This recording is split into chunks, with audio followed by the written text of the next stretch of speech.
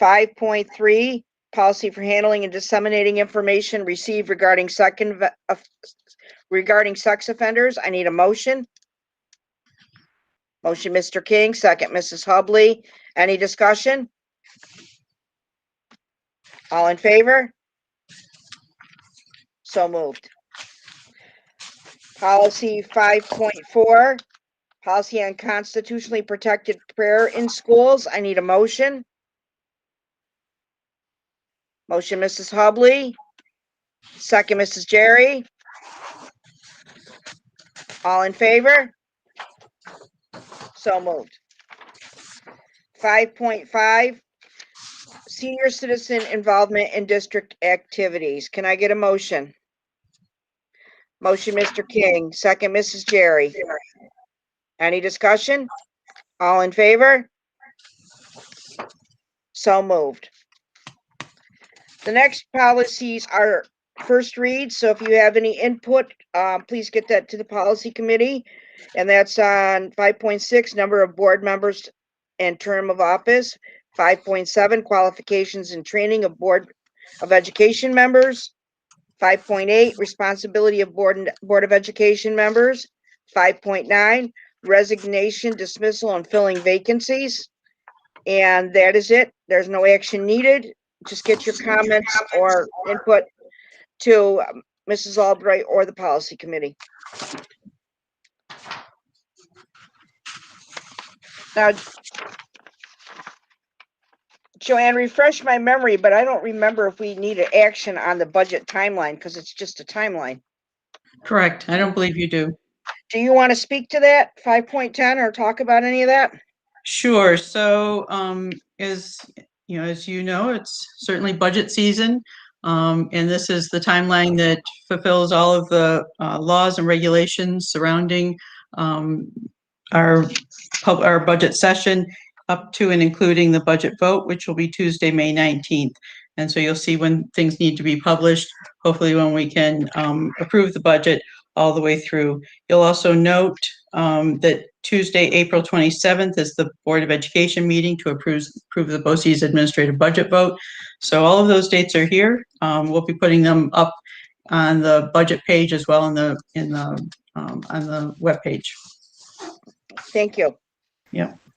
Jackie, can I just go back? As I see that we just said that 2001 and 2002 were going to be a first read. Those are ones that didn't have any changes that I went over earlier. Okay. Well, instead of going back, can we just put them on next meeting and just do it?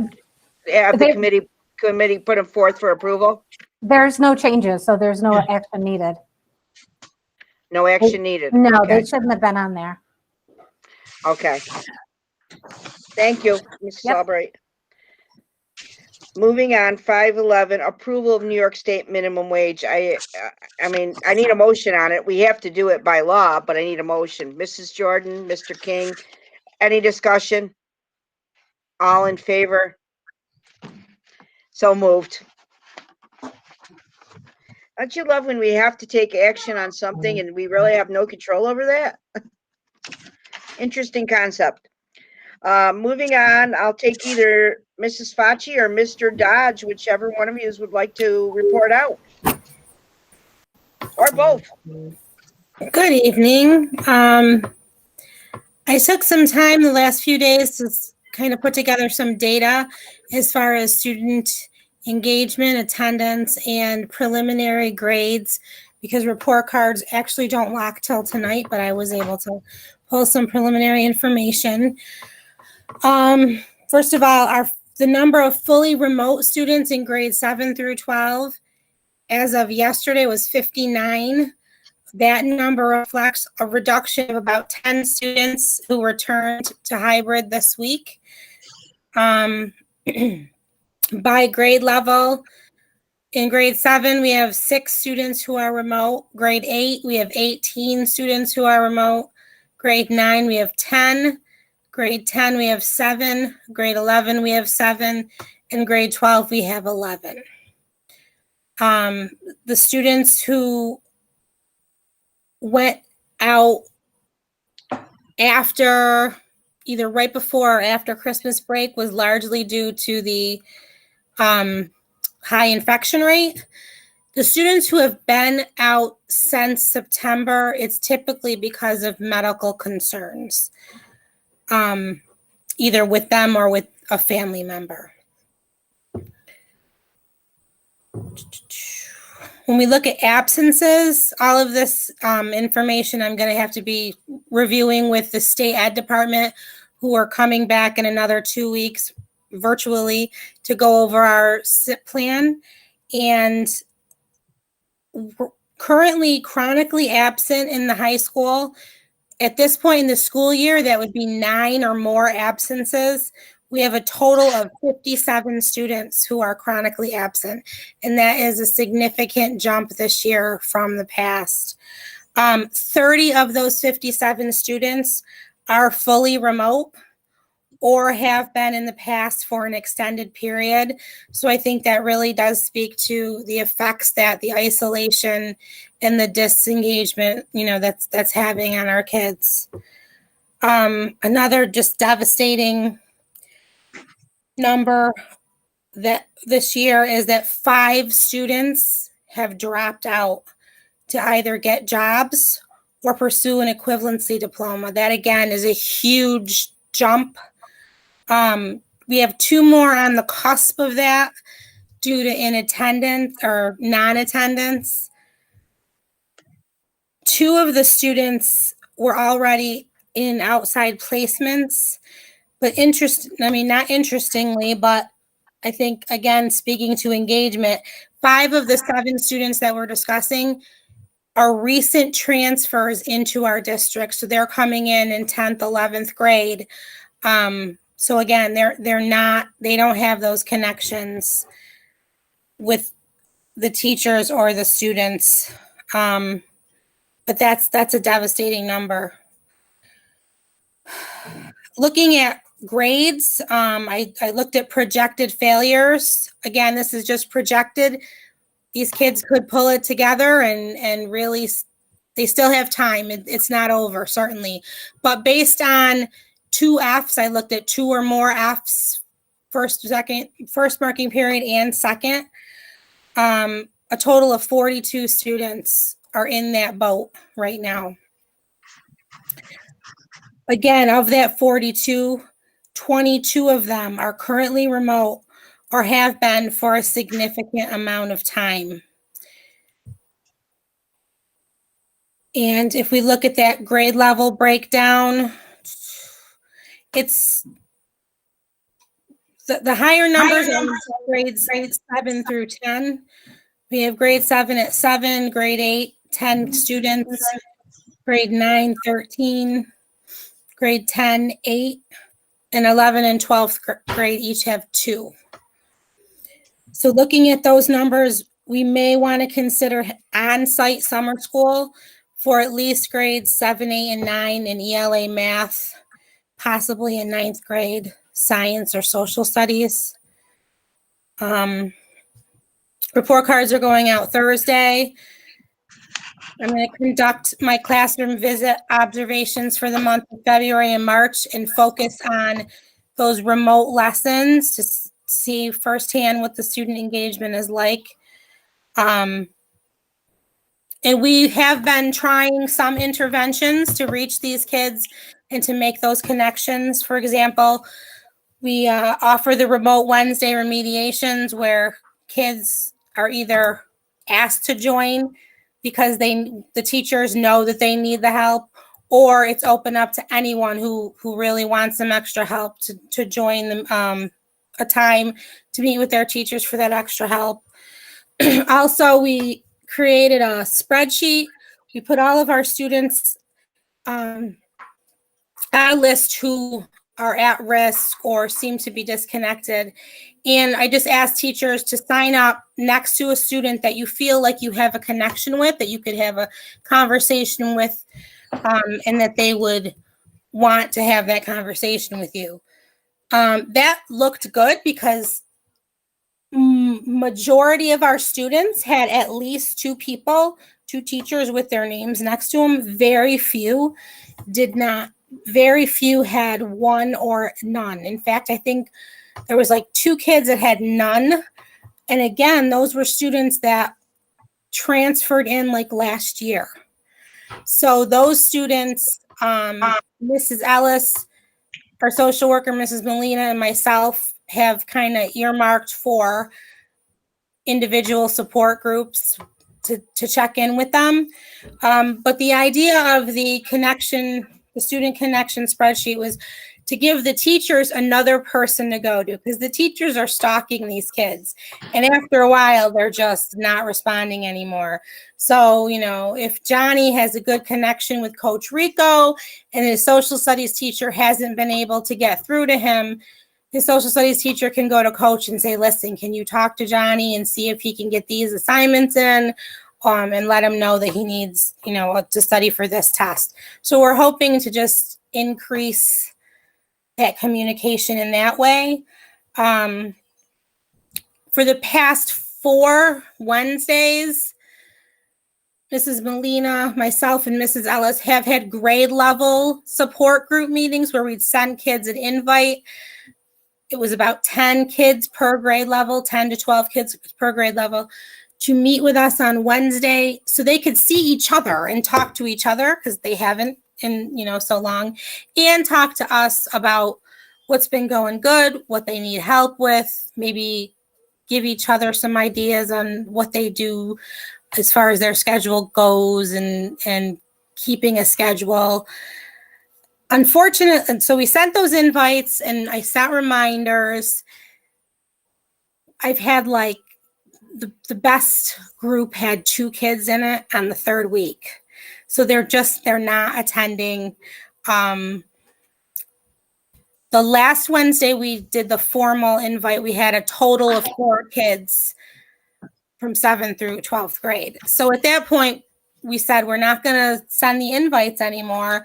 But if anyone does want to meet with us, we are willing and able to do that with them. What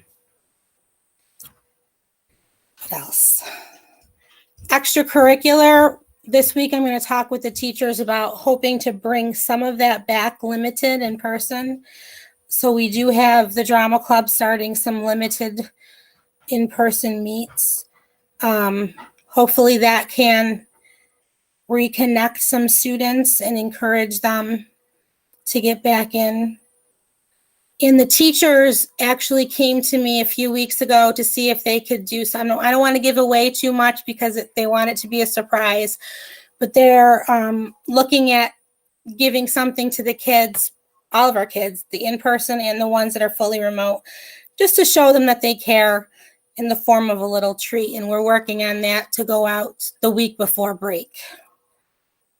That's all I have for tonight. Thank you, Mary. That's Bring a nap after that, Mary. Holy cow. Good evening. Mr. King. Mr. King has a question for you. Sorry. Mary, do you have any idea or any feeling from districts around us if their numbers are similar, if they're running into similar issues? Absolutely. I met with the principals, all the principals and our BOCES last week, and everyone's in the same boat. We're all feeling the dropouts, the number of kids not engaged. It's really terrible numbers. Really staggering. We're failing as a society, our kids. And it's another thing I put out to teachers today. The state is putting in, I know you're probably aware of that waiver, but there's a link where you can give some feedback on a survey regarding state testing, getting a waiver for the state testing this year, and the, what's that? What am I talking about, Miss Dr. Shelmadine? Not just the testing, but what our SIP. The school identification. What we're identified for. We want a waiver for that too. So if you'd like that link, we can send that to you. I think everyone should get on there and take that survey. Yes, please send it to me. Yeah, definitely. Yeah, I'll send it out with your update. Mrs. Hubley? Yeah, I just want to say a lot of these a lot of this we discussed in the communications meeting, and I saved it because Dr. Shelmerdine had said that you had an update like this. So I just want to say we're all thinking of this, and I was just very happy to hear all the steps that you're taking, and I just applaud you and the counselors for everything you're trying to do to reach out to these kids and get this engagement. And if there's any way that we can support you, please let us know. Great, thank you. Mary, I just had a question. Prior to dropping out, are they coming in and having some conversations with you or Deb Ellis? Yeah, they are. They're just adamant that the way things are right now, they want to get a job. They're just done. I mean, we've like begged them, you know, what are you doing? It's so late in your high school career. You don't have far to go. What can we do to help you get through this? And they just are determined. They want to start. I mean, I kept hearing this. They want to start their life. Well, given the population that I work with, that's usually what they say, start their life. But I think sometimes a reality check, I can tell them firsthand that even some of the jobs that used to be entry level are requiring at minimum a high school diploma now. Right. So if they think they're going to go in and just get a job, that's not necessarily true anymore. Also, I think they think that the high school equivalency is an easy test. That's aligned with Common Core. And I would be more than happy to bring in for you or Mrs. Ellis some of the requirements of that test and what they need to know. I really don't think they're aware of the rigorousness of the task when they realigned it from being the general equivalency diploma, the GED, to turning it into the task. And some of the things I would love to even share with the board members. Yeah, I would love that. To have some samples, that would definitely help us in those conversations. We also spend time explaining that the task is not looked at, even like the GED was looked at by employers. Actually, it's given more merit than the GED now because of the fact that they changed it to be so much more rigorous than the GED. This you actually have to have prior knowledge and be able to make connections, is deeper thinking. With the GED, you basically had to read, comprehend, and understand, and basic math skills. Now, with the task math skills, you need to know how to find the slope of a line. You need to know how to do a quadratic equation. Mm-hmm. You need to know how to do functions. You never saw that in the equivalencies before. So they have to have prior knowledge, and they have to have some kind of background in school. I mean, it's not going to be easy for them. And if I could get it to you, and that if it would make a difference, or just to show it to one kid, you know, say that this is not as easy as you think it is. So maybe it might re-engage them. I don't know, just putting it out there. The good thing is they're good and bad. They're young enough where they could still come back. Mm-hmm. You know, it's not where they're reaching the point of that they need to be out. They can still come back. So that, you know, resources like that would be great for those conversations. Good. Anything I can do to help. I hate to see any young person disengage completely from school because they're just setting themselves up for a lifetime of disappointments. So moving on, Mr. Dodge. All right. Good evening. Sorry to have cut you off there, Mr. King. I just kind of a little anxious to get moving. So yes, you know, just to kind of echo and reiterate what Mary said and what Mary alluded to, this is not a problem that's unique to New York Mills. Every school in the region is going through it. Every school across the state and probably even the country is experiencing similar attendance issues. You know, that remote world, once they're home, you know, the parents are in charge to make sure that they're doing what they have to do. And so, you know, so it's a disconnect, you know, obviously we don't control them on that end, and it's really difficult. You know, CPS has been, you know, they're just overloaded on top of all that. So I will say that in regard to our remote instruction, and as far as K-6, as you're aware, our K-5 students are being serviced by BOCES. And that's a service we purchased through them. We have 44 students currently in that program, 7 of which meet the state threshold for, being considered to have attendance issues. Part of the challenges associated with that program is that they're BOCES teachers and they're BOCES principals. So it's not our teachers seeing the kids every day, where if it's a kid in our building that's having an attendance issue, boom, they just pop across the hall, they come see me, they tell me they're having an issue, and I can deal with it. There's a little bit of, paperwork and stuff in there that has to happen for me to get wind of it. But, that's roughly 16% of the kids that we're sending to BOCES right now. And, whether it's, because of connection issues or any other thing that's out there as far as them getting on, we're trying to resolve that. Honestly, we just, so it's 7 of 44 to answer your question. I think Mrs. Jordan, yes. With the initiative to get to 1-to-1, so I can't thank Dr. Shelman enough for that initiative and getting that done. That has certainly made life a lot easier on the elementary side of things, and made life more flexible in terms of being able to transition, as well as get, they've all had machines home, but now all our kids can take their machines home if we have to switch. Some of the things that we're working on, in regard to trying to, again, if it gets to me, and this is after BOCES has probably tried whatever they do, whether it's calling home, attendance letters, working with the principals at BOCES to try and generate a plan of action. And again, it's just a matter of trying to communicate and give them hints, because I don't think that they have a ton of support in terms of attacking intervention, where, might run through our team. We make some suggestions out there, they make a change. There was recently a girl, who wasn't paying attention. She was in a room on her bed, door closed. Obviously simple solution, drag her out into the common room where she can sit in front of everybody and be monitored and things like that. And that immediately cleaned up the problem. So, just simple things like that sometimes rectify simple attendance issues. So again, those are all the things that we're trying with all that. I think what happens is all that 16%, when you roll those remote kids into our total number, and that's, with in person, we have probably 23 kids roughly that meet that attendance threshold, which is about 7.6 of our total K-6 population. So I don't think that's a bad number. Obviously we can improve.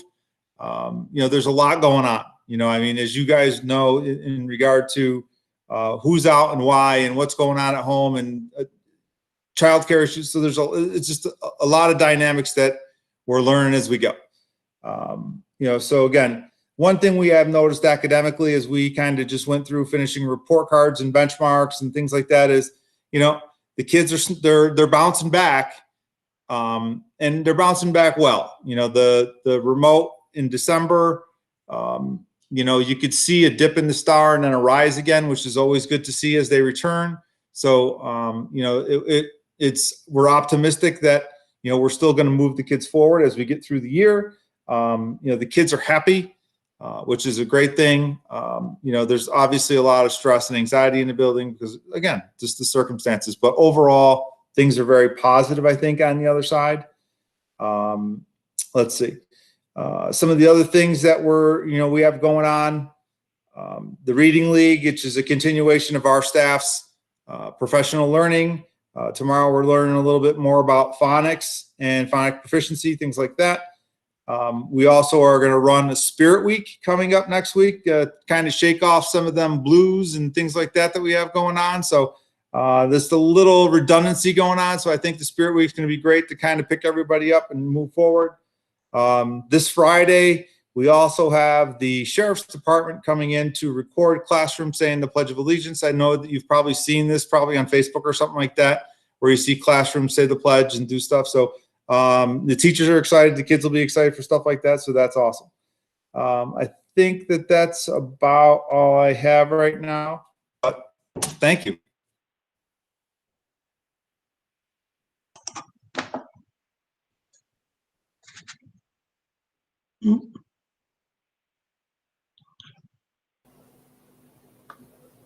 You're muted, Mrs. Edwards. I got it. Yeah. From the floor, and I just checked with Stephanie, and we have nothing from the floor this evening. So board discussion, yes, Doctor. How about the superintendent's update? Oh, yeah, we want to hear from you. I'm so sorry. I just figured that your two principals were so thorough in their report that it just was amazing. So what And else they can you were. say? They were. So you have your enrollment report. Apparently, I didn't carry over one of the columns. So as of last week, the number of remote students we had was 110. If I update it with the numbers that Mrs. Facci gave us today, we're at 102. Roughly right now, it's about a quarter of our secondary is remote, which is certainly better than the third it was as of last week. But obviously, that's still troubling to have that many students who are still 100% remote, and making sure that we're trying to make those connections for them. I want to just kind of put a few things in context. So when we started the school year, the region of the percentage of active cases of COVID in the region was at 0.9%. And in the county, it was 0.3%. We had only had 64 active cases. Mid-January, specifically on January 19th, the region had 7.8% positivity. The county was at 7%. Active cases were 7,200. So obviously a huge dip. On a more positive note, by February 1st, the region was at 4.6, the county at 3.4%, and active cases was 3,603. So about half in a couple of weeks. So we're certainly encouraged, and we're hoping that those trends continue. I know I have some concerns right now about the Super Bowl being a super spreader, as people get together this weekend and celebrate the two teams. And also February break, and making sure that everybody's following the travel restrictions and doing what they can to stay healthy and moving forward. But some of that is taken into I took into consideration following the governor's giving the discretion for school districts to participate in high-risk sports, subject to the approval of the local Department of Health. So both basketball and volleyball are considered high-risk sports, and those would be our winter sports. And, when reviewing all that information, all the guidance documents, speaking to our coaches, in particular, Mrs. Jekan and Mr. Keating, I've spoken with Mr. Palmer, Mr. Dodge. I've met with the Oneida County superintendents, the county executive, the county Department of Health. There are multiple factors that we've been weighing, and one is, do we even have approval from the Department of Health to run high-risk sports? What is the potential for variants? We're hearing more and more about variants of COVID-19 coming into our state. Student and staff health and safety, both physically and emotionally. We've got some, as both principals alluded to, we've got some very real concerns about our students. One of the other things that we're worried about is some of the inconsistencies between the health and safety requirements during the school day and then after the school day. We look at travel youth leagues that happened during the summer and fall, and they were documented to contribute to the spread of the virus. So as we take those things into consideration, I kind of now then start looking at, so what is the response to those areas of consideration? The Oneida County Department of Health, as well as the county executive, has stated that any participation in high-risk activities are not a good idea. The Department of Health also stated they have no way currently of capturing any variant spread in our region. And although active cases are falling, they're still concerned about the fact that we're in the midst of an outbreak. During the school day, I think, we've talked about this before, in phys ed, students must stay 12 feet from each other. They can't share equipment. And for some reason, that rule disappears at the end of the school day when students are allowed to practice and compete in much closer distances. Our two coaches that I specifically spoke with certainly cited this inconsistency. But in addition, these winter sports and these high-risk sports are happening indoors. We had a very successful fall season, but those sports were outside. One of the things I'm trying to push for is that we have a very successful spring season. Spring in particular is a season that our students didn't have the ability to participate in at all last year. I think one of the other things that we can say in our district is that we have been very conservative in our approach. But with that, we've been in session more than really just about any school district in our region. I think Remsen being the exception. Our kids have been in session, and that is something that we're proud of, but we've done it safely. So we're even more proud of that.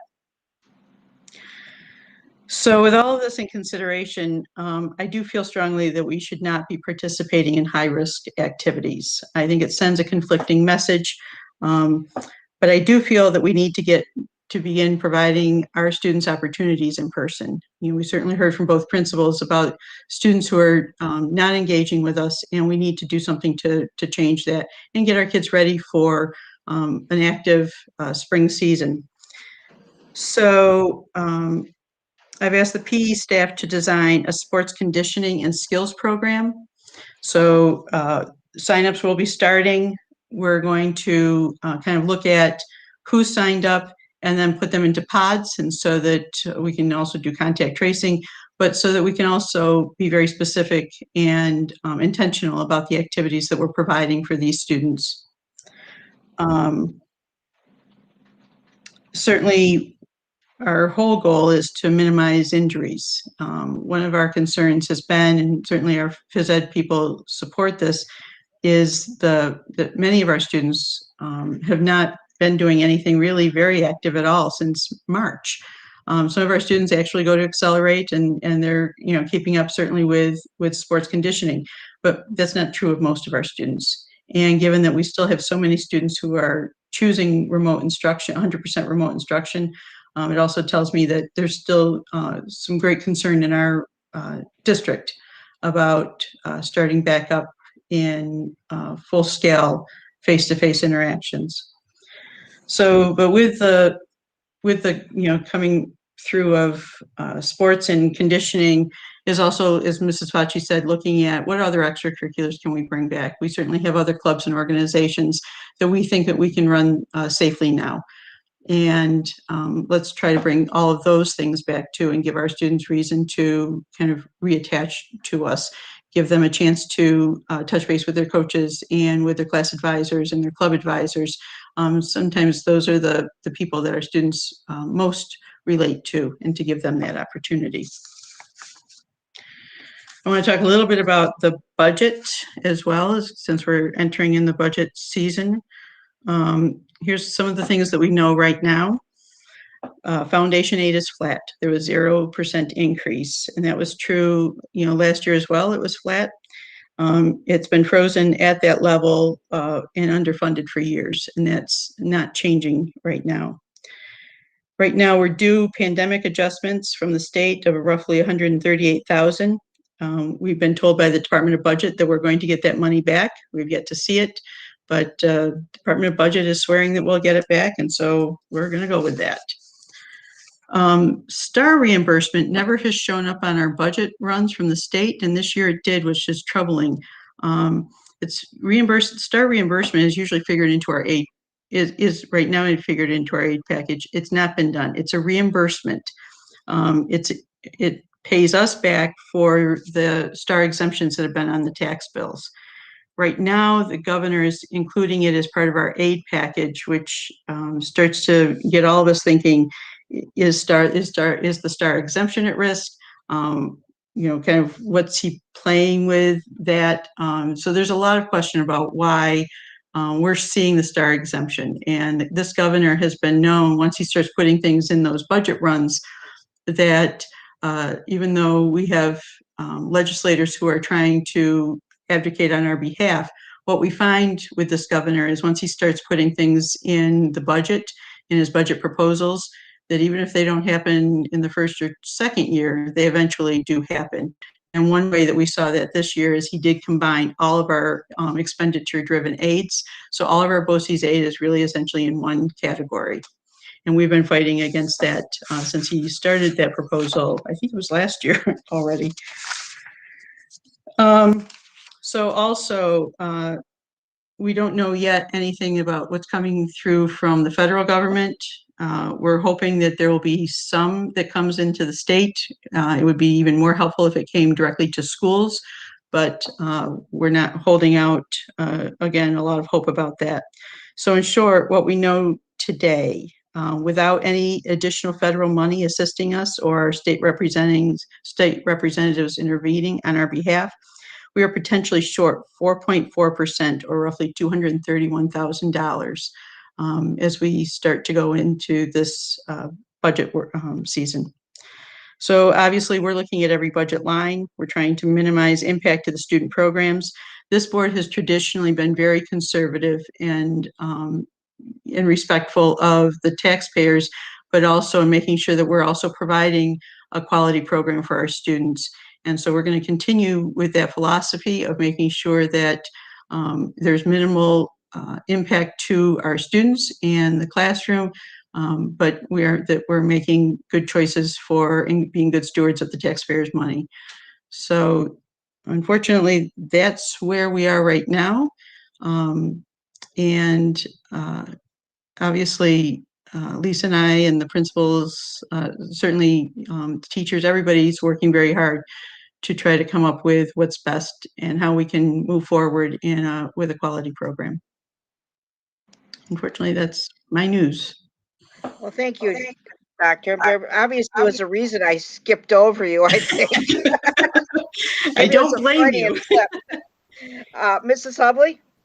Yes, Dr. Shumanit, I just wanted to bring up what we discussed in the communications meeting, because we also discussed about our extracurriculars and our sports programs and how we're communicating that information. And there was some information that you shared with us about that we've got to think about too as a factor, that who our competitors are, what counties we're in. So if you can just discuss that as well, because that has to be part of our overall picture as we think of it as well. Sure. Most of our teams, we're a small district, and so we play other small districts, Herkimer County and Madison County in particular. We see a lot of competition from those venues. Those Department of Health, both Herkimer and Madison, have been very strong in their adamance that sports not go on. Herkimer, I think, has a metric that infection rate has to be below a certain number in order for any sports team to compete. Madison County, that Board of Health came out with a very strongly worded message stating essentially that they would not approve athletic plans. That is something I think that also needs to be brought up, that our county executive has not approved any sports plans. I know that there's certainly rumors about different districts wanting to put together a sports program for the high-risk sports, but none of those plans have been submitted and none of those plans have been approved. So right now, all of that is mostly, I think, for some of our neighbors in theory rather than in practice. Thank you. Anybody else have any questions for Dr. Shumanit?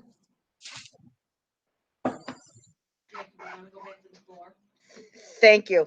Now we'll go to the floor, and Stephanie did find that she did have correspondence, so she'll be reading that from the floor. I can't hear you. Are you on mute? You're on mute.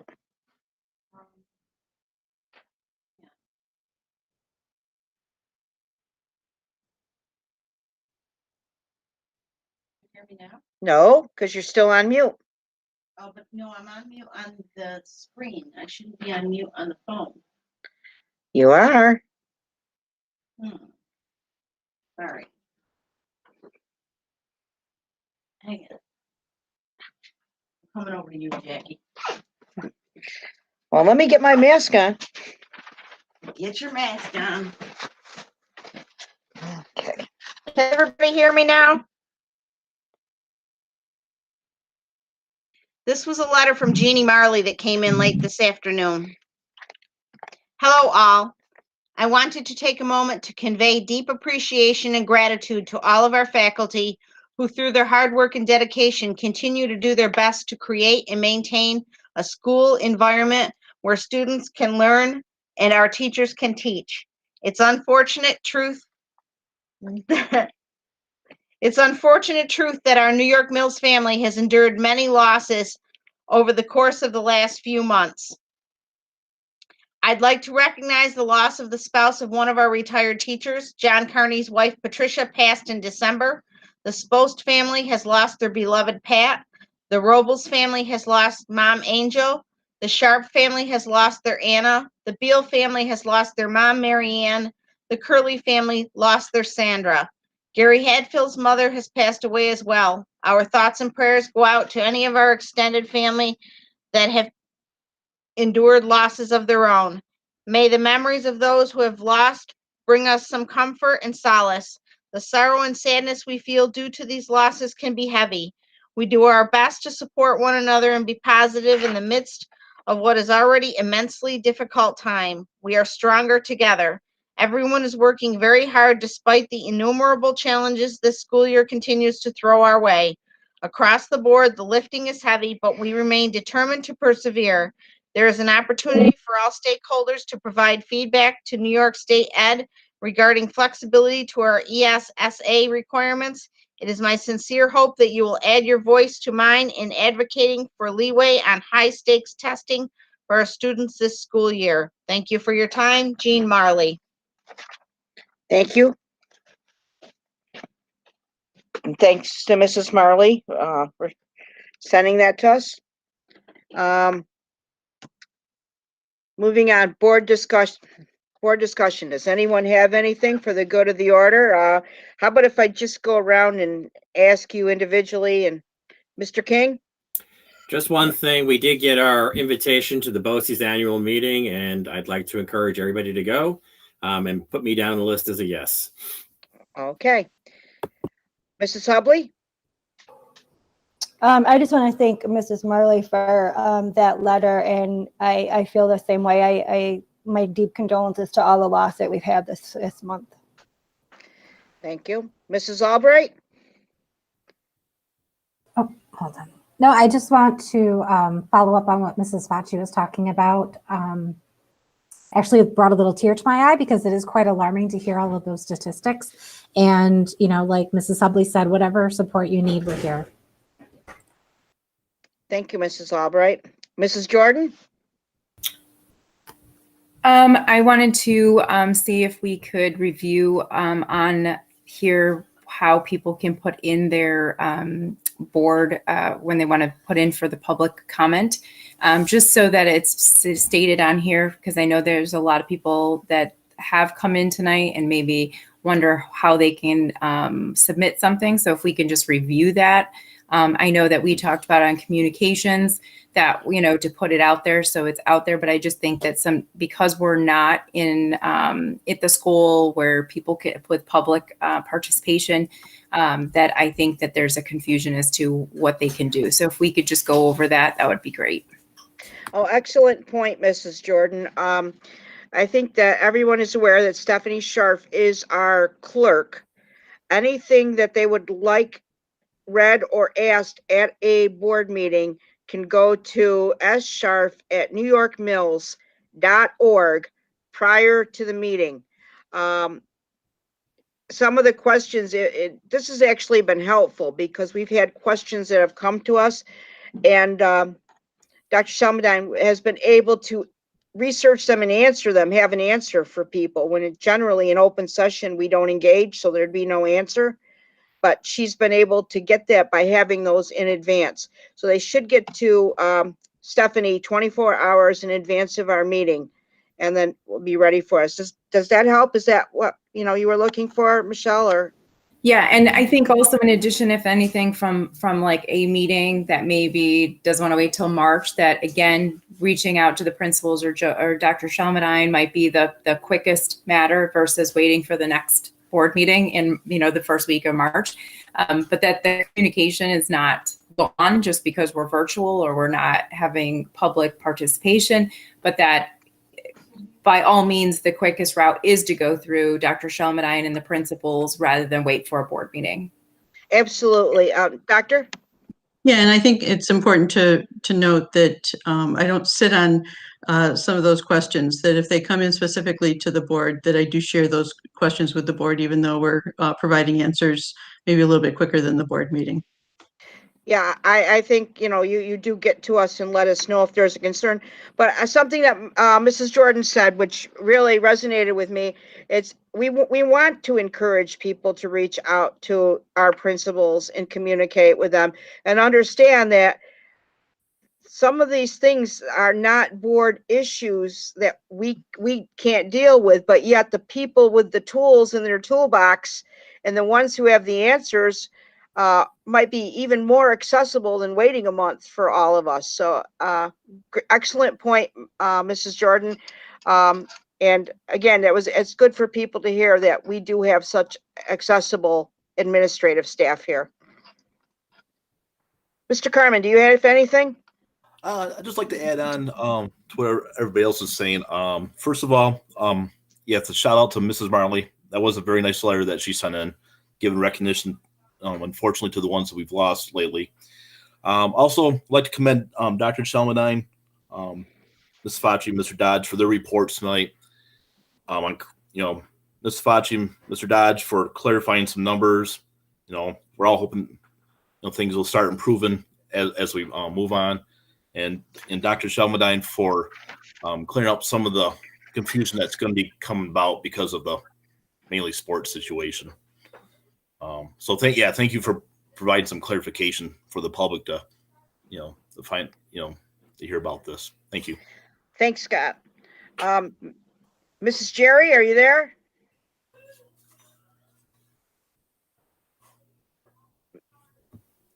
I'm here. Do you have anything? I just agree with everybody. I just want to thank both of the principals, Dr. Shelmadine, for everything that you guys are all doing. Definitely the numbers with the high schoolers and everything going on. It's just alarming. It's scary with everything. And it just saddens me. It's scary. So anything that we can do to help the kids and stuff, it's what they need right now. So thank you, Mrs. Jerry. I had a few things, and most of you that know, I don't always choose my words correctly, or sometimes they're not taken in the manner that they're intended. And by no means, I don't mean anything by that, but I was a little alarmed with some things. I started to write questions down. Part of it, the first part I want to talk about was the budget. I'm scared, as you all should be. The foundation aid being flat and being underfunded, and says we're going to get some back, but my question is when? How do we craft the budget with all the uncertainties? If the STAR is included in the package, that's going to be big. That scares me. The being shorted $231,000, that frightens me to death. We still have valuable employees that we would like to get back here working and make them whole. How do we do that? Are you as bewildered as I am how we're going to achieve that? You certainly can't take away from students, because they're the reason we're here, which leads me to another point. The numbers we are hearing of students not being here in school is alarming. That disengagement, Steve touched on the mental health of students, but even more so the disengagement. It's hard to re-engage them after they've been away from it. The longer they stay away, the harder it is to re-involve them. I'm puzzled. I understand there will always be a handful of people that don't feel safe, or they have medical reasons, which really are none of our business, but they know what they are and they can't come back. but 43 on the elementary end. Why wouldn't you want your children back? And then to have 7 with remote attendance problems. We have some of the most capable and qualified teachers in this district. We have very diligent staff in this district who take extra measures to keep children safe, to provide social distancing, to put measures in place where children should feel safe. And I think if you were to talk to the children that are coming here now, they feel safe. It escapes me why we can't do more to get all of these children that can be back. The chronic absenteeism when they're remote. They don't have any oversight, and it's not any flaw. Parents have to work. They have to go to work. They can't be over their children's shoulder 24/7. But if a child came back to school, there's teachers all over this building. There's support staff all over this building. It really, really puzzles me. Then the other question I had that I wrote down, I love the idea of the pods. The pods are a great way to get children engaging and to be able to track them and provide an outlet for them. I did have some questions. Will we be doing those during the school day? Will it fall solely on Mrs. Jecka and Mr. Keating to do that? Because that's a lot of work for them. Or will we be able to find other people to assist them with that? And will it be for the children who are in school and that are attending school and coming to school and trying to get some normalcy back in their lives? Those are just some of the questions I have. I'm not looking forward to this budget season. I'm not looking forward to having to try to craft a budget basically out of nothing. And I just wanted to share a little bit of my frustration with the rest of the board, because in the time that I've been on the board, this will probably be the hardest budget that I've had the displeasure of working on or being part of. So that's all I got. Jackie, it just came to me that, I want us to keep in mind that we really need to focus not always on the discipline, and that all is part of who we are, but also to really recommend and achieve and pat on the back as much as possible the students that are putting in 180%, because I think sometimes we get really stuck on those that are not doing what they need to do, and those they do need the extra help. But I think sometimes those that do and put in the extra effort, sometimes that gets kind of pushed back and things get postponed to the pat on the back and the recognizing them. And I think, I think we need more of that, not just, student of the month, one child out of every grade, but all the kids that are doing so much more than it's not as much as to show up to school like it, and be a good citizen. It's more for these kids to get out of bed and get to their desk. And, it's a lot more discipline than these kids have, cognitively and emotionally are ready for. So this is something that college students even struggle with, in their first year of college. And we're asking kids to do this now. So I just really want us as a school district to not put behind us the fact that we have to commend these kids that are doing what they need to do. So absolutely correct, Michelle. I would like to see nothing more than to get at least, we have our elementary in school, but getting our secondary back in the building so they have part of a school community again. Mrs. Hubley? And just to piggyback off Michelle, I just want to make sure that we're recognizing all of our students, all of our remote students, our in-school students, and the kids that are in the BOCES programs as well. So we're keeping everybody as a whole, even though we're in 3 different places right now. Yeah, thank you, Mrs. Hubley. Excellent point. Anything else for the good of the order? Seeing nothing, we need a motion to go into executive session to discuss negotiations. Mhm.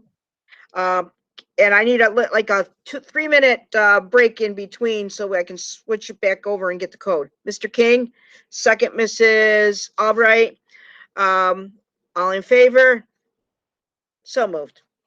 See you guys in 3 minutes. Thank you, everybody.